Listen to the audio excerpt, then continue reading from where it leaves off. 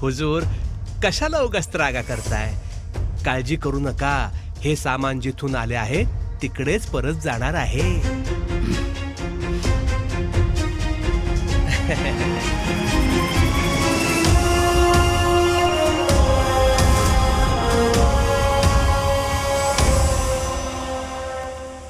राज, राज, अरे, राज आमसने मी सांगते घ्या राज. तू मसने मी त्या राक्षसाच्या तावडीत आम्ही जाऊ द्यायचो ना राज. राज,